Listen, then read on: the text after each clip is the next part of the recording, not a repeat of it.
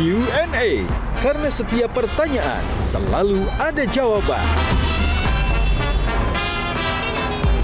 Dipandu oleh Yohana Margareta. Panelis kita hari ini. Gimana caranya bisa membantengi Mas Emil dari perilaku koruptif? Kenapa nggak berani nyalon gubernur di Jawa Timur? Takut nama Ibu Hovifah? Apa merasa masih muda? Apa gimana? Pemimpin perempuan itu haram. Kalau ada yang masih percaya itu dengan pendekatan fikih. Apa itu jawabannya? Tempat kencan pertama yang paling berkesan. Yang pertama atau yang berkesan nih? Yang paling berkesan. Satu, jangan mendewakan kemenangan. Terus kamu macam-macam, terus kenapa-napa, aku tuh juga masih muda gitu, jadi biar tak cari yang lain dulu.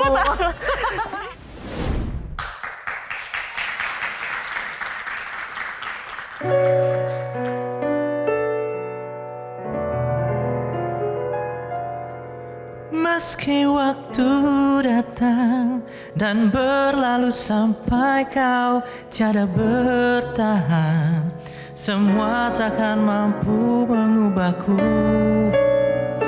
Hanyalah kau yang ada di relungku. Hanyalah dirimu mampu membuatku jatuh dan mencinta. Kau bukan hanya sekedar indah. Kau tak akan terganti.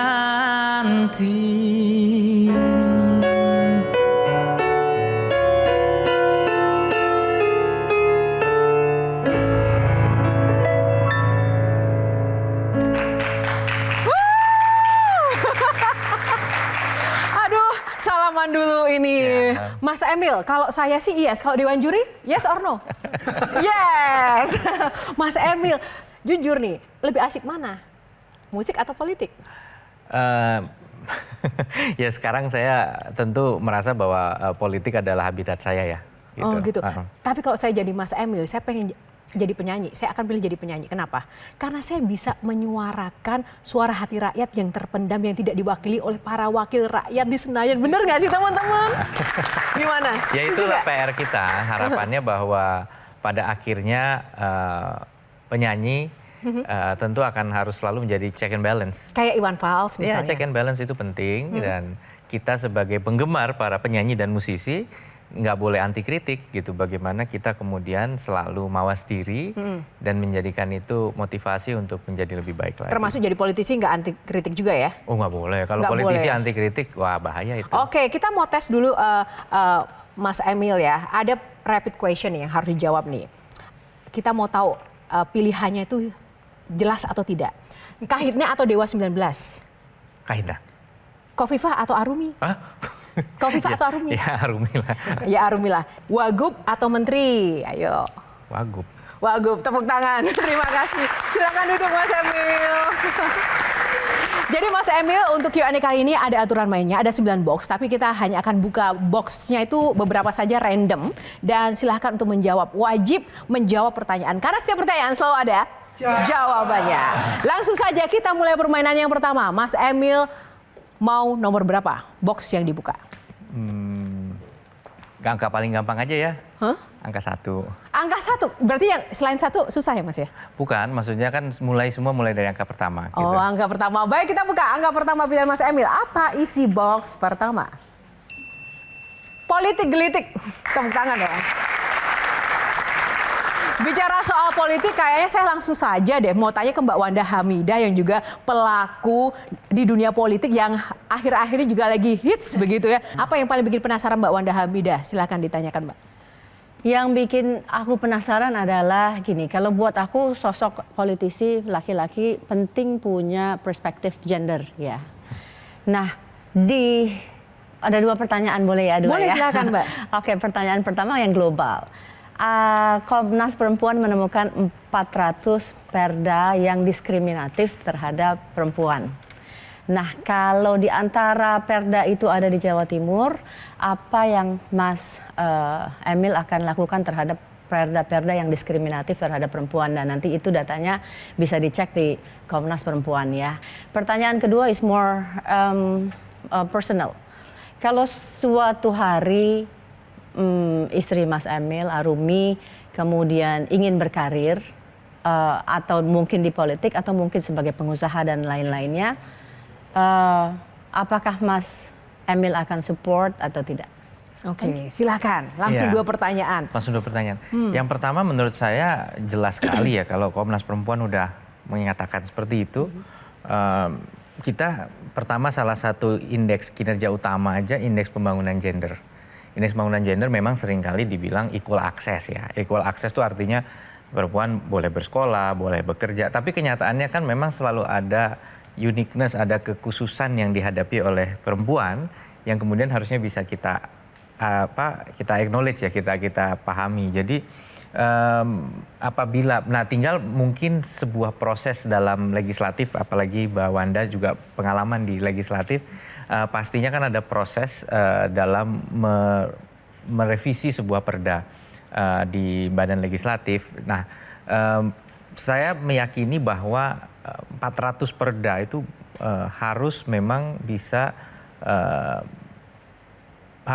benar-benar conform atau comply dengan nilai-nilai. Nah, pertanyaannya tinggal gini. Kadang kita merasa ini tidak diskriminatif, tetapi setelah ditelaah itu diskriminatif. Kita menghormati betul Komnas Perempuan, tapi kadang nanti kan pertanyaannya adalah kami nggak bisa bilang kenapa ini diskriminatif karena Komnas Perempuan bilang seperti itu. Tentu lebih bagus lagi kita bisa menjelaskan bahwa ini loh pemahamannya. Kami sudah dijelaskan oleh Komnas Perempuan bahwa ini yang menyebabkan diskriminatif. Jadi firm, jelas harus ada tindak lanjut, tapi memang proses bahwa kita ingin memahami bukan karena kita mempertanyakan keabsahannya dari apa yang ditemukan Komnas, tapi lebih kepada harus kami dalam proses legislasi, si eksekutif ini yang harus menjelaskan kenapa mengusulkan perubahan perda. Gitu. Oke, langsung yang kedua, ngomong-ngomong soal perempuan juga. Tadi menegaskan pertanyaan Mbak Wanda, kalau misalnya Mbak Arumi maju politik, langsung spesifik aja ya Mbak politik Ya, atau misalnya. yang bidang yang lain lah yang dia interest ya, Support passionate nggak? about. Pertama, makanya saya juga menekankan gini bahwa ada yang bilang perempuan tuh buat apa sih sekolah tinggi-tinggi kalau akhirnya nggak kerja. Loh, sekolah itu bukan berarti sekedar untuk kerja, tapi kesempatan untuk memperkuat kemampuan intelektual dan peran sebagai ibu rumah tangga itu juga peran yang sangat penting. Tapi memang sebenarnya hari ini tugas untuk parenting bukan lagi hanya dimiliki oleh ibu saja, tapi juga bapak gitu. Kita harus punya sebuah kekompakan dalam bagaimana membesarkan anak. Ada Arumi dorong sekolah orang tua hebat waktu itu sebagai ketua PKK. Syaratnya untuk bisa lulus, bapaknya harus ikut juga. Kalau bapaknya nggak ikut sekolah orang tua hebat, nggak bisa dikasih lulus gitu. Jadi ini salah satu prasyarat yang kemudian berpengaruh tadi. Saya merasa satu, nasib orang nggak ada yang tahu ya gitu. Saya bagaimana gitu. Kadang ini yang lucu pengalaman. Waktu kita pengen ngasih program asuransi untuk nelayan. Kalau dia kemudian kecelakaan, ini ada asuransi untuk ahli waris istrinya. Supaya kalau dia kecelakaan itu ahli warisnya dapat santunan. Ada yang nggak mau. Kenapa? Nanti istri saya uang itu malah dipakai untuk nikah lagi gitu. Saya bilang, loh, kebalik saya bilang. Justru kemandirian keluarga diperoleh pada saat apabila kita kenapa-napa, ada kondisi itu tadi, ada keluarga kita punya akses kepada insurance tadi. Itulah tujuan life insurance, menolong orang yang kita sayangi gitu. Dan nggak harus selalu laki-laki, kadang perempuan melakukan itu. Jadi saya meyakini bahwa sebenarnya memiliki pasangan perempuan yang punya kesempatan untuk menjalankan karirnya itu sesuatu yang sangat penting. Bahwa hari ini pilihan karir kembali kepada istri kita, sepakat kira-kira apa yang mau. Jadi saya tentu akan mendukung. Keputusannya kolektif ya, bukan saya punya veto. Itu prinsip kita nggak ada veto. Karena buat apa? Akhirnya kalau nggak happy, keluarga yang terdampak. Nah itu kalau nggak happy, keluarga yang terdampak. Sudah puas ya Mbak Wanda? Happy Baik, life, terima happy kasih. Oke, pemanasan untuk segmen pertama kita sudahi, namun kita akan jeda dulu. Sesaat lagi Q&A akan kembali, karena setiap pertanyaan selalu ada jawaban. Pemimpin perempuan itu haram. Kalau ada yang masih percaya itu dengan pendekatan fikih. Apa itu jawabannya? Kenapa nggak berani nyalon gubernur di Jawa Timur? Takut nama Ibu Hovifah? Apa merasa masih muda? Apa gimana?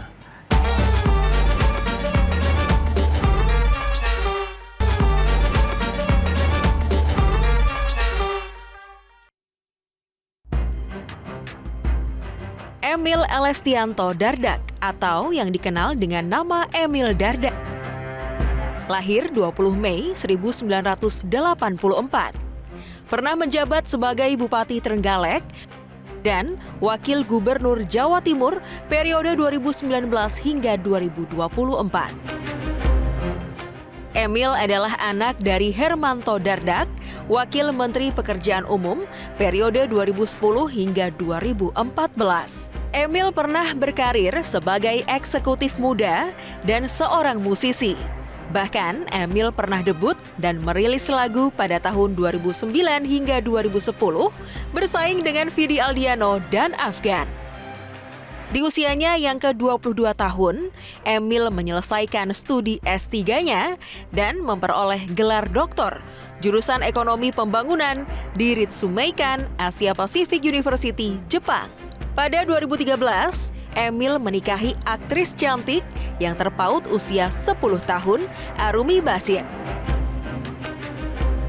Meski menjadi politisi yang sukses, Emil dan Arumi masih sering makan di pinggir jalan.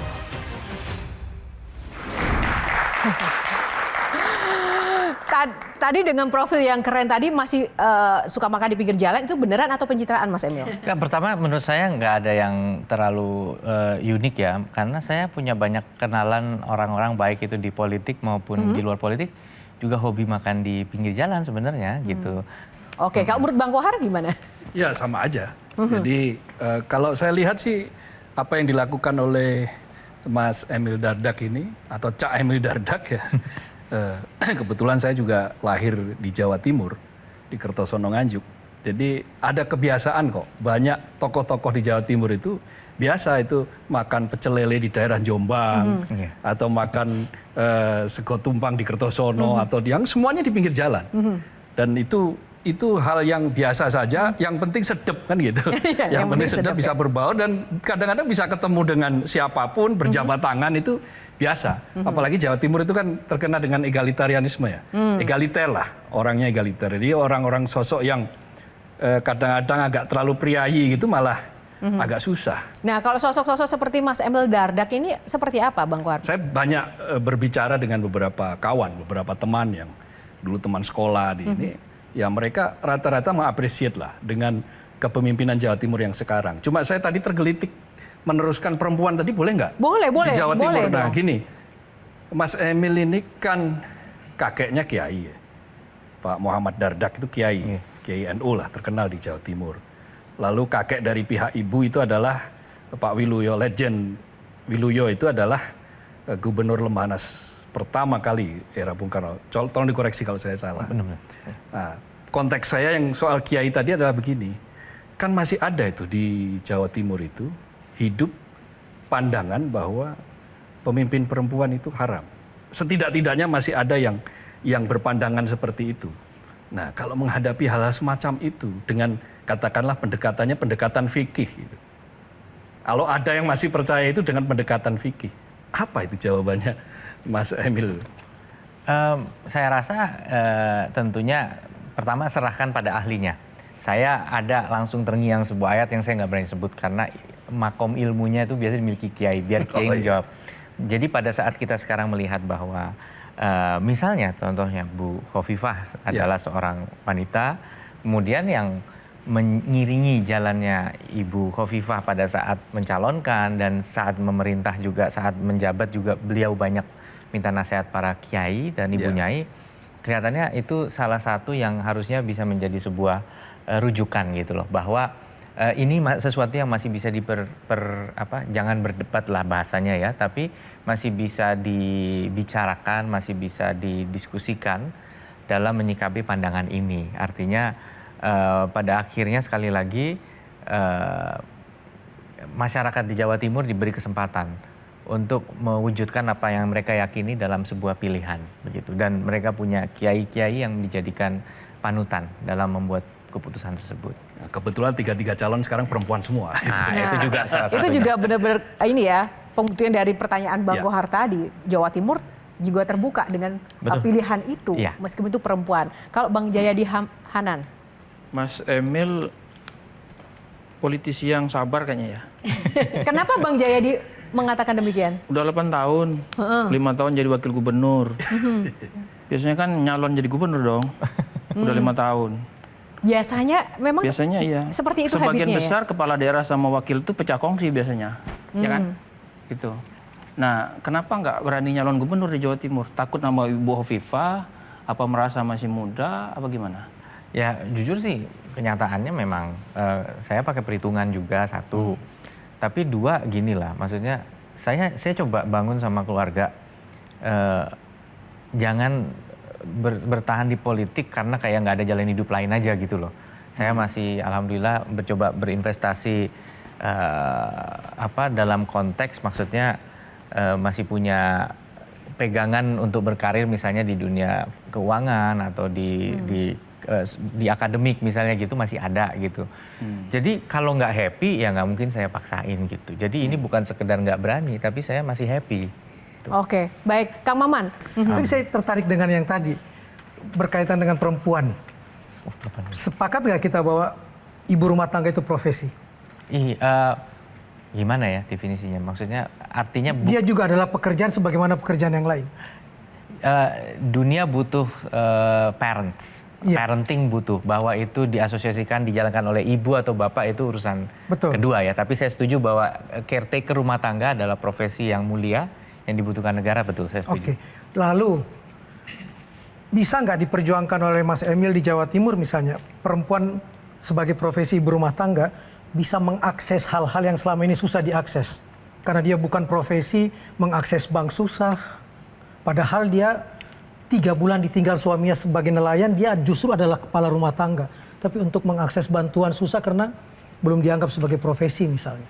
Kita punya ada program untuk kepala rumah tangga perempuan, tapi itu kan kalau dia jadi single parent ya. Gitu. Kalau single parent tentu penting sekali gitu bahwa sebagai single parent otomatis apapun status profesinya dia dianggap sebagai tulang punggung. Itu ada.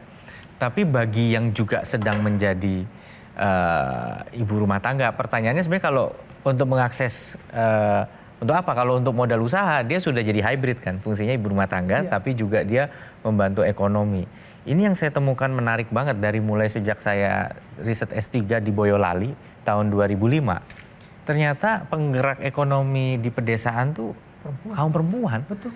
Dan yang paling keren tuh memang karena mereka nggak hitungan ya, nggak target hitungan gitu. Jadi apa aja dijalanin untuk membantu ekonomi keluarga. Jadi itu katanya. Jadi sehingga mereka nggak terlalu hitungan, pokoknya semua dijalanin. Itu yang membuat ekonomi di pedesaan hidup. Mereka yang ngangkut barang ke pasar, mereka yang trading di sana gitu. Jadi memang luar biasa sebenarnya peran kaum perempuan. Kalau memang mereka termarginalkan dalam segala akses, yaitu PR betul gitu. Itu kembali lagi tadi kepada apakah karena peraturannya yang satu mendiskriminasi atau justru peraturannya yang tidak bisa memberikan platform yang baik untuk membuka akses. Itu PR kita. Mudah-mudahan di Jawa Timur terjadi. Kenapa guru PAUD gajinya kecil? Karena itu pekerjaan perempuan dan bukan penghasilan utama, cuma penghasilan tambahan suami. Bisa nggak perspektif kita ubah? Harus dirubah dan itu jangan pernah menyerah kalaupun langkah yang kita lakukan itu kelihatannya baby step. Artinya bahwa pertama Jawa Timur kemarin sempat ramai nih.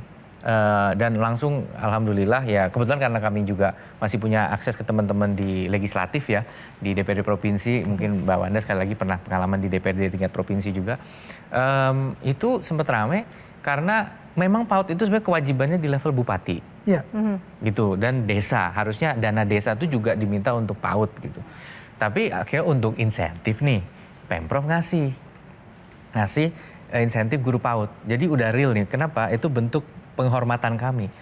Harusnya kan Ingarso Sungtulodo dong. Betul. Kalau provinsinya ngasih, bawa ikut gitu. Nah akhirnya kan kita bilang tiba-tiba sekarang tuh ada undang-undang hubungan keuangan pemerintah daerah. Dibalik nih pajak kendaraan bermotor yang katakanlah nih angka kasarnya pemerintah provinsi biasanya dapat 70% kemudian 30% dibagi kabupaten kota, ini diputer. Sekarang kabupaten kota dapat sekitar 65-nya, 35-nya ke provinsi. Dan ini berdampak mungkin hampir 4 triliun pengurangan PAD di Jawa Timur. Pasti kan harus kita tata lagi nih yang kita sifatnya ingat sesung tulodo. Tapi karena kemudian ini menimbulkan kekhawatiran besar, ya itu kita tunda, tidak dilakukan rasionalisasi gitu. Karena pentingnya tadi bahwa oke, kita cari ruang-ruang efisiensi yang lain lah gitu. Jangan dulu guru PAUD ini udah kasihan banget gitu. Dan itu yang menarik tadi yang Kang Maman sampaikan. Apa jangan-jangan hari ini kita bersyukur ya, ada yang mau didik anak-anak kita di usia dini karena mereka kaum perempuan yang nggak terlalu hitungan. Tapi kan kita jangan kemudian kita yang ngelunjak ya. Kalau kita yang ngelunjak taken for granted mau jadi apa? Jadi saya setuju dan mudah-mudahan bisa jadi. Ini menarik sekali Q&A malam ini dan tolong wartakan kepada para perempuan dan ibu-ibu di rumah untuk menyaksikan episode kali ini ya. Karena pembahasannya spesial perempuan ternyata. Siapapun penanyanya semua tertarik perempuan. Semuanya luar biasa loh. Perempuan loh. Iya. Ini spesial. Saya pikir akan bertanya tentang data-data, survei, tapi semuanya tentang perempuan. Menarik memang perempuan ini. Namun kita akan jeda dulu, sesaat lagi kami akan kembali. Karena setiap pertanyaan selalu ada jawaban. Gimana caranya bisa membantengi Mas Emil dari perilaku koruptif? Terus kamu macam-macam, terus kenapa-napa, aku tuh juga masih muda gitu, jadi biar tak cari yang lain dulu.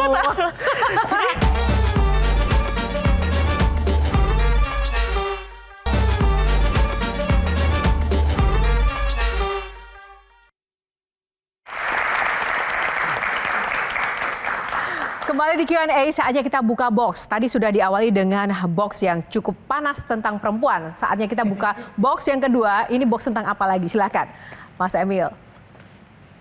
Nomor berapa?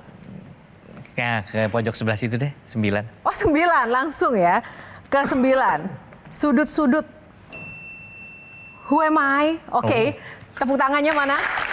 Who am I ini tentang sosok Mas Emil ya. Tapi sebelum kita bicara tentang sosok Mas Emil dan semesta di sekitar Mas Emil, saya mau tahu pandangan Mas Emil tentang situasi politik begitu kejam. Banyak intrik, ya kan? Semua serba kepentingan. Bahkan yang mungkin awalnya mulus atau mungkin niatnya baik, jadi harus terjebak dan terseret dalam pusaran lingkaran setan sistem politik kita. Nggak takut atau mungkin nggak kapok ketika harus menghadapi dinamika seperti itu, dan apa benteng penjaganya seorang Emil Dardak? Keluarga. Pertama pertanyaannya gini, kalau sama istri kita terutama dukungan orang terdekat ya. Pertama kita satu values nggak? Satu, jangan mendewakan kemenangan. Kita tuh tanding bisa menang bisa kalah loh gitu. Udah siap mental belum kalau gitu? Itu penting. Oke, kita buktikan, kita langsung panggil sang istri Arumi. Mbak Arumi Bahin kita undang. Kita berikan tepuk tangan yang luar biasa untuk Mbak Arumi. Lagi-lagi sosok perempuan emang luar biasa. Halo, tepuk tangan untuk Mbak Arumi. Sosok yang paling ceria yang selalu mendampingi Mas Emil. Apa kabar Mbak Arumi? Aduh. Tunggu, jangan ke sana dulu, kan udah sering nih. Saya mau nanya, Mbak Arumi, tadi kan Mas Emil bilang bahwa benteng penjaga dia di dalam dunia politik untuk menghadapi tantangan itu adalah keluarga, apalagi istri. Suka dukanya jadi istrinya Mas Emil memiliki jabatan dan sebagai politisi apa Mbak? Yang paling duka deh. Yang paling duka ya ditinggal terus. Ditinggal terus ya? Maksudnya sibuk gitu, jarang ada waktu buat istri ataupun anak-anak. Bukan curhat ya, tapi emang faktanya gitu. Sukanya yang paling disukai? Yang paling disukai apa ya? Oh, aku punya kesempatan sekarang mendampingi Mas Emil itu pergi ke seluruh tempat, ke daerah-daerah yang kalau dulu nggak dampingin Mas Emil, mungkin aku nggak akan kepikiran akan ke sana. Maksudnya kayak nggak mungkin aku ke desa, nggak mungkin aku ke ini gitu. Jadi ada satu dunia baru yang akhirnya terbuka buat aku. Terima kasih, silakan bersama sang suami. Wah, terima kasih. Nah, sebelum saya lempar ke panelis, saya mau tanya, Mas Emil itu kan menjadi terkenal, ya jujur saja ya, dulu saya tahu karena ada kisah dengan Mbak Arumi. Nah, sejauh mana ini pamor sang istri mempengaruhi karir politik Mas Emil? Lumayan sih, maksudnya. Lumayan. Mbak Arumi lumayan banget atau gimana? Ya, maksudnya gini. Gimana? Pada masa, ya nggak bisa dipungkiri gitu, kita tuh banyak dikenal suaminya Arumi, bahkan yang lucu ya. Pernah juga loh kejadian tuh lagi sama Arumi jalan itu, terus ditanya, Mbak, di Surabaya nih, gitu tanya. lagi ada acara di Surabaya, lo gimana sih selama ini kita? Terus Pak tolong fotoin ya Pak. Ya Dikasih pernah, handphone tolong ya. fotoin tuh gitu lagi di yogurt. Ya kita fotoin aja nggak apa. Walaupun jarang tapi ada gitu, artinya muncul di berbagai tempat. Terus saat nemenin Mas kampanye Pilpres kemarin itu ya dia kan harus balik duluan gitu. Saya pikir waduh ini saya gimana ya, ternyata orang kenal gitu, tapi kenalnya ini suaminya Arumi gitu ya. Jadi betul memang. Tapi dulu aku selalu bilang, apalagi waktu masa pertama itu kan di Trenggalek, jadi ketika pertama kali Mas Emil masuk politik gitu, aku selalu bilang, aku tuh ibarat kalau toko tuh mungkin aku etalasenya gitu. Jadi orang udah kenal dulu, terus harus menarik dulu, tapi kan yang penting di dalamnya gitu. Nah, di dalamnya itu ada Mas Emil, istrinya ketika orang sudah ngelihat, awalnya memang ketika awareness-nya belum terlalu tinggi, orang mungkin ngelihat nih siapa nih suami Arumi Bachsin, tapi semua itu kan ketika sudah mata tertuju ke Mas Emil yang membuktikan gitu. Kalau misalnya memang nggak ada isinya juga pasti lewat juga. Nah akhirnya sekarang malah kita nggak ngerasa oh ini lebih, malah justru kayaknya market kita beda deh gitu. Kalau misalnya saya tetap di entertain mungkin ini gitu, tapi Mas Emil akhirnya punya masanya sendiri gitu. Wow, tepuk tangan ya, teamwork sekali ya.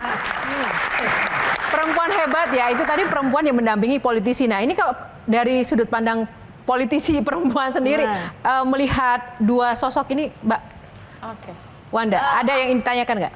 Banyak. Satu yang paling. Oke, aku pada saat ini aku mau nanya ke Arumi, gimana caranya bisa membantengi Mas Emil dari perilaku koruptif. Dan kedua untuk kamu sendiri, gimana caranya kalau banyak ya entah itu masyarakat yang punya kepentingan atau pengusaha yang punya kepentingan memberikan kamu sesuatu yang materi yang you know lah itu that's a Sebenarnya komunikasi itu tuh udah terjadi dari sebelum masuk ke politik. Karena sebelum kita ada Mas Emil jadi politisi kan kita dari luar ya. Nah. Jadi kita cuma punya persepsi tentang politik kan dari sudut pandang orang luar. Yang kita lihat di TV kan ya itu gitu kan. Kayak pas Mas Emil minta izin apa kita coba politik itu kan aku yang hah kok politik gitu kan. Serem banget loh di media tuh serem banget gitu. Akhirnya kita coba ngobrol yang serius sebelum memutuskan. Nah di situ akhirnya aku percaya diri gitu. Memang orangnya punya integritas gitu. Jadi dari awal Mas Emil masuk politik tuh dari usia 30-31 lah kurang lebih ya waktu di Trenggalek itu. Menurutku kita tuh masih terlalu panjang gitu loh. Kalau misalnya kita mau macam-macam gitu. Jadi kalau kamu yakinin aku dulu kalau misalnya masuk politik terus kamu macam-macam terus kenapa-napa, aku tuh juga masih muda gitu. Jadi biar tak cari yang lain dulu. Tapi beneran itu salah satu ketakutan terbesar gitu. Tapi pada saat itu dia berhasil meyakini bahwa ya ini benar-benar calling gitu. Jadi bukan karena ada ini dan akhirnya itu harus di cross check terus tuh. Apalagi kalau misalnya ada tadi itu bener banget itu terjadi gitu. Kalau di Mas Emilnya sendiri dia bisa bentengin diri sendiri ya, yang kadang-kadang polos tuh dan nggak ngerti aku kan gitu. Jadi kayak pentingnya di komunikasi. Oke, Bang Jayadi dulu nih. Masih terkait dengan itu ya, Mbak Arumi masih melakukan aktivitasnya di dunia entertain ya? Seadanya aja tapi. Iya. Seandainya Mas Emil juga sukses di dunia entertain seperti Mbak Arumi gitu, kira-kira dia lebih kaya dari sekarang apa? Iya. Artinya dunia entertainment itu bisa membuat lebih kaya dibandingkan di dunia politik. Iya. Kok iyanya kok semangat banget, Mbak? Kayak merasakan sebuah kegundahan. Saya tuh merasa jantungnya Mas Emil tuh sampai kedengaran deg-degannya di sini karena saya kan orangnya agak ceplos-ceplos, jadi kadang-kadang nggak tahu nih kalau apa yang boleh dan nggak boleh diomongin kan. Tapi kalau menurut hemat saya ya, yang seharusnya gitu memang lebih fleksibel, lebih di dunia entertainment di ya? entertain. Sebelum selanjutnya ke Kang Maman, silahkan Kang Maman. Saya sering diundang ke daerah-daerah sebagai pegiat literasi. Selalu saya nanya, saya akan berbicara dengan siapa? Waktu itu diajak ke Jawa Timur. Dengan Bunda Literasi dan Bunda PAUD sekaligus, itu kan menempel di jabatan nih. Saya paling sebel kalau melihat kalimat itu karena biasanya balihonya gede, begitu acara orangnya nggak datang, diwakili.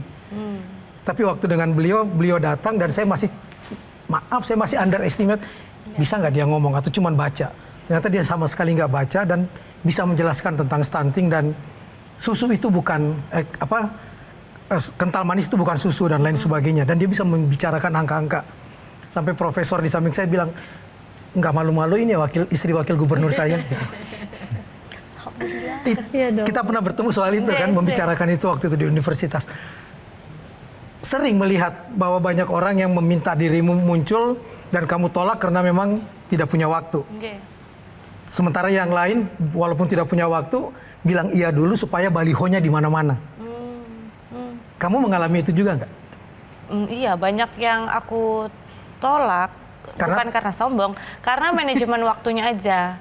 Akhirnya aku kalau atur waktu itu, kalau ngatur waktu antara beberapa jabatan, kemudian waktu make sure aku ada di rumah dan untuk anak-anak juga gitu. Dan ketiga, paling ndak tega kalau misalnya ada namaku, tapi abis itu akunya ndak datang.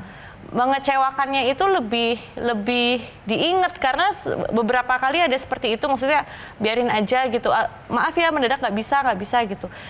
Ketemu Surabaya dan Jawa Timur tuh kan ternyata kecil ya, maksudnya orangnya itu aja. Bu, saya waktu itu udah datang loh ke kampus ini karena waktu itu pembicaranya harusnya ibu, tapi ibu nggak datang ya, saya nggak ini gitu. Nah, jadi akhirnya saya bilang sama tim, ayo kita lebih hati-hati. Kalau datang. Jadi kalau saya bilang datang tuh 90% pasti datang. Hanya karena ada faktor tertentu yang mendadak yang saya nggak bisa datang. Jadi kalau yang nggak bisa datang dari awal aku bilang nggak datang. Oke. Mas Bang Kohar. Satu pertanyaan. Oke, silakan. Mas Emil, lagu Maaf untuk siapa? Lagu Bidadari untuk siapa? Bidadari untuk dia. Maaf untuk? Kalau maaf, ini dibuat sebelum ketemu saya. Maaf bukan untuk siapa, tapi untuk ada saudara saya menceritakan kisahnya dialah gitu. Gitu ya. Jadi saya bikin lagu itu untuk ngejek, untuk nggodain saudara saya seakan-akan dia dinyanyiin itu. Iya. Bukan pribadi. Karena lagu itu sudah ada, belum pacaran sama saya. 2009 ya, sekarang nikah 2013. Kang Maman nakal ya pertanyaannya ya. Pertanyaan khas artis. Iya, oke. Luar biasa. Wah, menarik sekali. Kita bintang tamunya Mas Emil ya, teman-teman ya. Jangan lupa. Kita akan nanya Mas Emil dan juga Mbak Arumi, namun kita akan jeda dulu. Sesaat lagi Q&A akan kembali karena setiap pertanyaan selalu ada jawaban.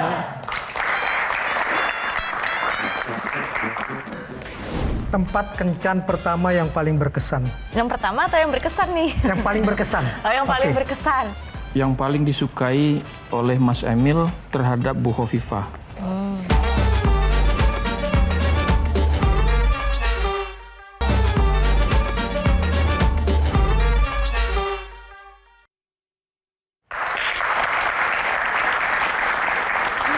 Ya, terima kasih Anda kembali di Q&A dan saatnya kita akan buka box selanjutnya Mas Emil. Box nomor berapa? Tadi udah 19. Teng tengah. Tengah 5. Oh, langsung ya garis miring. Uji skill, tepuk tangan dulu. Kalau soal profilnya Emil Dardak, sudahlah kita bisa langsung googling ya. Nah, tapi ada skill lain yang ingin kita uji di antara dua sepasang ya suami istri ini yang tadi luar biasa sekali kompaknya kalau di dunia nyata, di dunia kerja. Nah, Kang Maman boleh nggak mewakili panelis ya untuk menanyakan beberapa pertanyaan. Nah, di sini aturannya adalah Mbak Arumi dan Mas Emil silahkan menulis jawabannya, jangan dikasih lihat. Nanti kita mau pengen tahu benar-benar cocok, benar-benar kompak nggak sih gitu. Ada 3 atau 4 pertanyaan kita akan sampaikan. Ditulis jawabannya di situ. Sama nggak kira-kira? Nah, Kang Maman boleh mewakili panelis nih. Silahkan memberikan pertanyaan 2-3 pertanyaan, jawabannya sama nggak? Kalau ada panelis yang juga mungkin tergelitik ingin menanyakan sesuatu, nggak apa-apa, monggo aja. Kita mulai dari Kang Maman dulu. Tempat kencan pertama yang paling berkesan. Oke, silakan ditulis jawabannya. Yang pertama atau yang berkesan nih? Yang paling berkesan. Yang paling berkesan. Oh, oke. Oke. Jangan nyontek ya. Oke, yang kedua, Kang Maman. Saya lagi. Boleh, Kang Maman. Nomor sepatu anak kedua.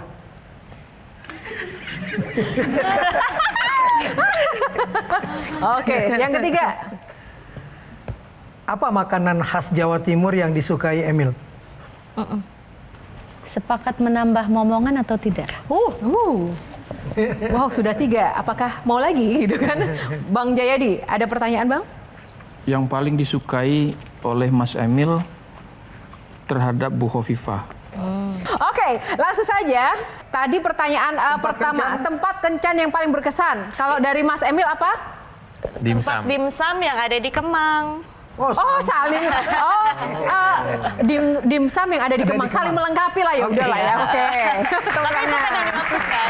Berkesannya tanya dong kenapa? Kenapa? Karena waktu pertama kali ngedate kan jemput aku pulang syuting malam. Nah ternyata ini nggak bisa begadang orangnya, jadi minum espresso sampai 2 itu tidur di depanku gitu. Nih ini orang aneh deh, kok ngajakin ngedate tapi kok tidur gitu. Oh, makanya itu paling berkesan. Dan itu cuma sekali tapi ke situnya. Iya, habis itu di jam-jam normal. Oh, habis itu kapok. Ini yang dimsum 24 jam itu ya? Iya, tahu kan? Oh iya. Pernah ya Kak Maman kayaknya juga sering ya ke situ. Oke, yang kedua. Nomor sepatu anak. Kedua. Udah tahu pasti kita nggak bisa jawab. 37. Wah. Nggak bisa jawab Saya nih. nggak bisa jawab. Oke. Yang ketiga. Makanan khas kesukaan Emil. Salah tebak aku. Apa? Aku nebaknya cumi hitam yang ada di nasi Madura. Kalau Mas Emil? Nggak tahu ya, saya juga bingung sih sebenarnya. Tapi di situ jawabannya apa? Lodeh. Lodeh P, dia suka lodeh P juga. Oke, 2 kali nggak sama. Oke, nggak kompak. Mau nambah momongan? Tidak, Mas Emil tidak. Enggak. Oke, kompak, tepuk tangan. Iya, kita kasih tepuk tangan kalau yang kompak aja ya. Oke. Terus kalau Bang Jayadi tadi pertanyaannya adalah Yang paling disukai oleh Mas Emil dari Ibu Hovifa. Ini kayak hampir sama walaupun kata-katanya beda. Kalau aku bilangnya dedikasi. Ini pekerja keras. Pekerja keras. Oke, sama ya. Oke, kompak. Oke, terima kasih tadi sudah menjawab tantangan-tantangan dari para panelis dan pertanyaannya. Sekarang saya kasih kesempatan balik ya, biar fair. Mas Emil boleh memberikan tantangan untuk para panelis dengan tebak lagu. Oh, tebak lagu. Tebak lagu. Ini keahliannya nih. Para panelis jangan sedih ya. Ini ada 4 panelis. Singkat saja. Nanti kita kasih kesempatan untuk Bang Kohar yang pertama dulu. Ya, Bang Kohar nih. Lagu pertama, silahkan ditebak. Apa judulnya?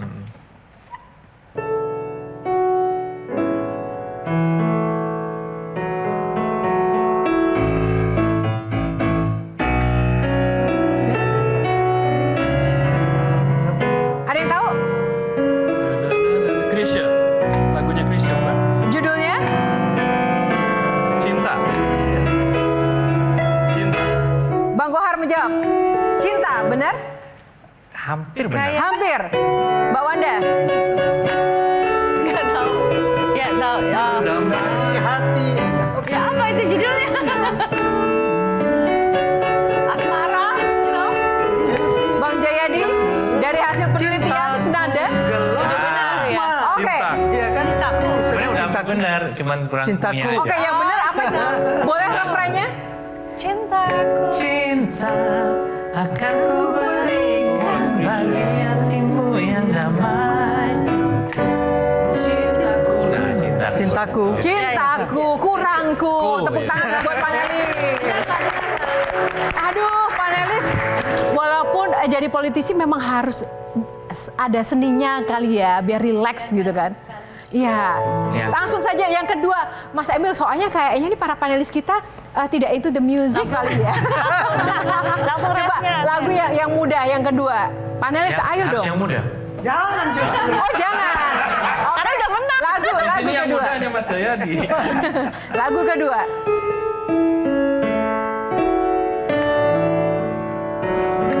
Kawan Solo.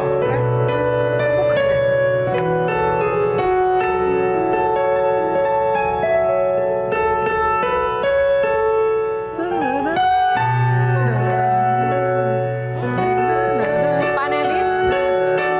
Ayo panelis. Di bawah sinar bulan purnama. Ya.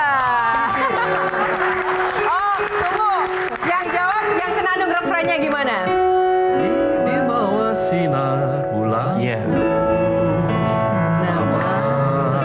Aku belum Lanjut Bang Kohar. Oke, tepuk tangan. Mas Emil, Dardak terima kasih kasih untuk waktunya spesial di Q&A, dapat bonus lagu-lagu yang istimewa. Semoga karirnya sukses dan pesan-pesan dan harapan masyarakat benar-benar bisa ditampung, dan juga Mas Emil tidak hanya bisa menyuarakan suara Kahitna atau artis-artis favoritnya, tapi suara rakyat juga bisa didengarkan dan juga benar-benar dilindungi hak-hak masyarakat. Tepuk tangan untuk Mas Emil Dardak. Terima kasih. Dan terima kasih untuk Anda pemirsa yang sudah setia dengan Q&A pada malam hari ini. Semoga episode kali ini menginspirasi Anda semuanya. Kami undur diri dulu, Yohana Margareta dan juga teman-teman yang ada di Q&A kali ini mengucapkan terima kasih atas kebersamaan Anda. Dan jangan kemana-mana, penampilan persembahan terakhir dari Emil Dardak untuk Anda semuanya. Sampai jumpa. Silakan Mas Emil.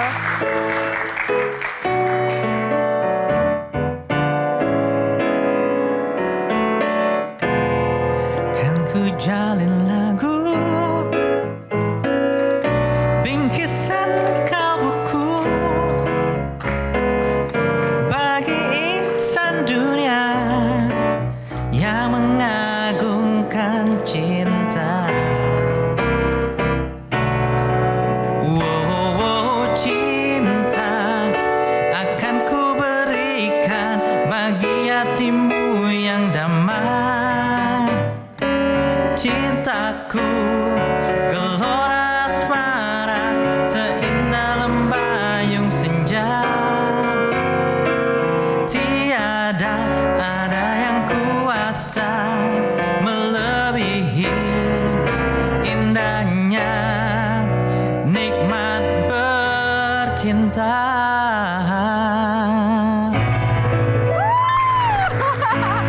Terima kasih. Sampai jumpa. Metro TV. Jelajahi cara baru mendapatkan informasi. Download Metro TV Extend sekarang.